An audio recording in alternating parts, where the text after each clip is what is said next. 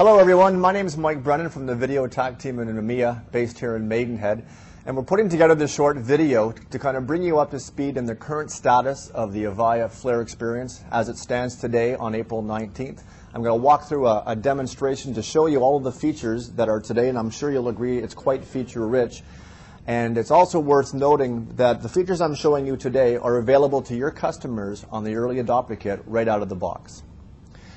For the purposes of today's demonstration, I'm going to be using 3 Avaya desktop video devices. These are registered to our collaboration server in AAC in our labs here in Maidenhead and on a production environment. So I'm going to start things off by doing an overview of kind of the layout of the Flare experience. If we start over on this side, we have what we call the application fan. And these are typical Android applications. This is an Android operating system. And you can kind of move through them in this kind of fan format. In addition to the application fan, we also have the calendar fan. Again, you can manipulate it in that fan format or Rolodex format, and you could click on the calendar entry to bring up the detail in the calendar itself.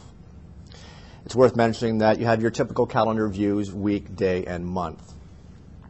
If we look across the top, we have the notification bar. There are many elements to the notification bar, and it's worth noting that each of these elements is a hot button to the supporting application behind it.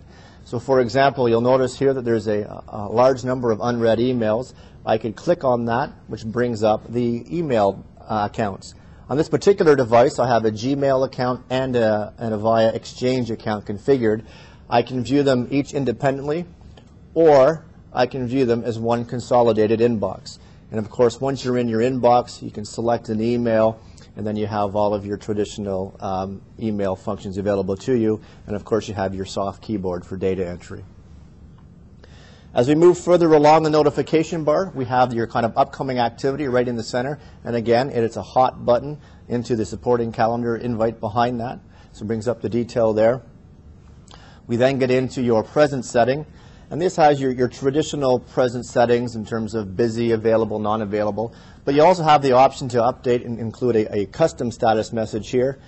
And for your customers who have enterprise Facebook pages, you can update your Facebook status directly from this window as well.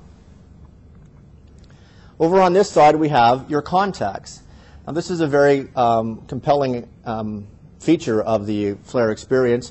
So for example, on this device, we have contacts being fed from 4 different applications. We have Gmail, Exchange, Facebook, and Aura. You can view each of the contacts independently. So here, for example, are my Gmail contacts. Or similar to the email, you can view them as one consolidated kind of master directory. So it aggregates your contacts together, all within the same application. For the purposes of a demonstration, I find it very useful just to create favorites for the devices that you're going to use so they become a lot more easier to find during your demonstration.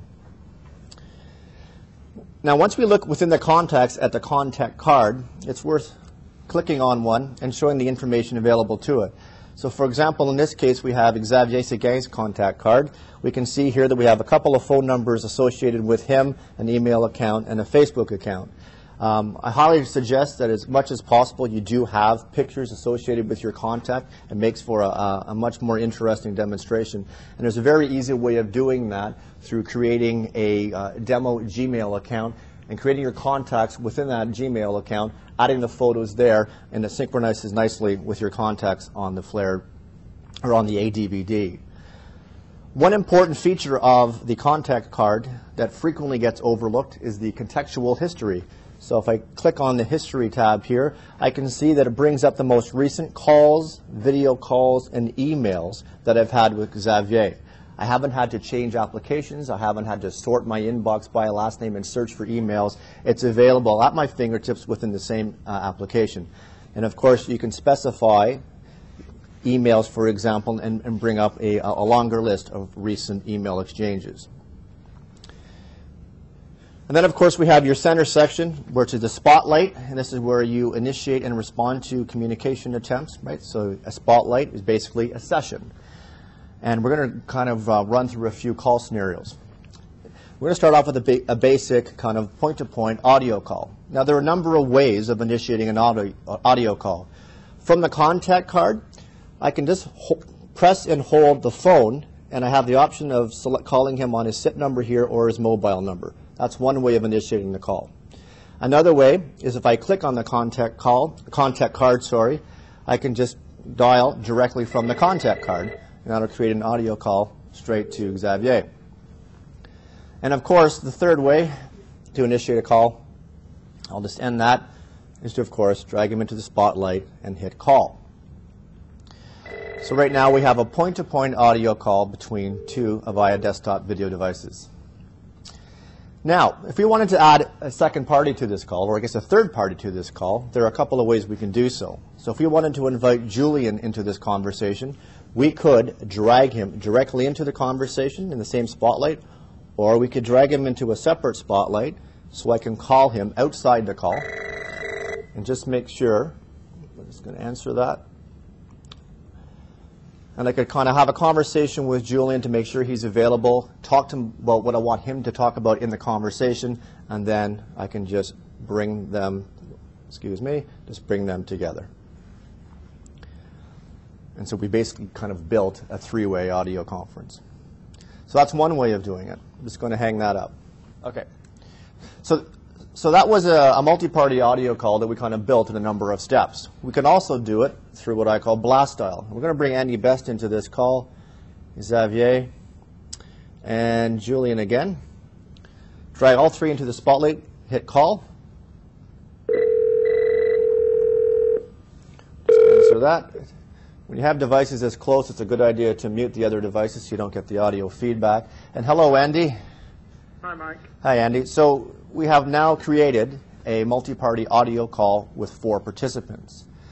Now, when we have these participants in the call, and as the originator of the call, I have some conference control features available to me. So for example, if I was to select Xavier, click the pull-down menu here, there are some options. So for example, I could silence Xavier if he's being too noisy.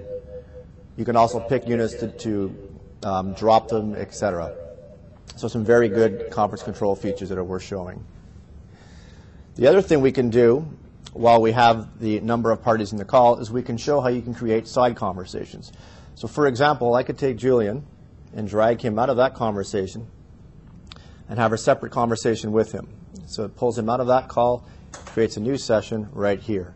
So I'm in just a point-to-point conversation now between these two devices, not involved in the other conversation. And of course, I can toggle back to the other conversation. I just unpause, and now I'm back part of this conversation, and Andy, for example, can hear me again. And then, of course, as we've seen before, you can also then bring us all back together, and all 4 parties are back in the same call. So very good feature, sidebar conversations, and it works quite well in this release. So that's audio call scenarios. I'm just going to hang that up.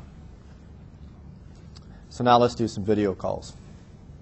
I always start off with a point-to-point video between 2 ADVDs. So I'll drag Julian into the spotlight, hit video, and hit answer. Okay, again, I'm just going to mute that so we don't get feedback. So we have a point-to-point call between the 2 devices. You can see Julian there manning the camera. Now, a couple of things I always point out. We have your kind of the local window with a picture-in-picture, so you can make sure that you're positioned correctly in front of the camera. And you can also view this in full screen, right? And it's a very good experience. Of course, point-to-point between the 2 ADVDs. This is a 720 30-frame call. Okay, another video scenario that I like to do, and you can do this if you're conducting the video or the demonstration from an Avaya location. I'm just going to do a point-to-point video to a 1X client. In this case, we're going to bring Andy in via 1X video. So Andy's going to answer that. And there we go. Andy Best participating from his home office via 1X. It's a very good experience, and again, we can view that in full screen. Hello, Andy. Welcome back to the demonstration. Hi, Mike. Hey. So we're just going to hang this up, Andy, then we're going to move into a multi-party video call. Okay. So we'll close that. Now again, the whole point of the application is that regardless of whether you want to do a voice call, a video call, or an IM session, how you create the call is the same. So just like we created a multi-party audio call with 4 participants, we will now do the same for video. I'm going to bring Andy, Julian, Xavier into the spotlight and hit video, launching a multi-party call to the other devices. Okay, so now we're in a multi-party call. And you'll notice right away that we're seeing just Andy at the moment on this device. In a multi-party call in the current release, you will see the active speaker. So if Andy were to speak, for example, Hi. then we can see that the speaker changes to him. And then, of course, when I start talking again, it changes back to me. Of course, in my local device, I'm not going to see myself, so it'll show the last speaker. So here we are in a multi-party call between 4 devices. Simple drag and drop to initiate the call. And again, you can always view them in full screen as well. Okay. So thank you, Andy. I'll let you go now. Appreciate that. And I'll just hang up that call.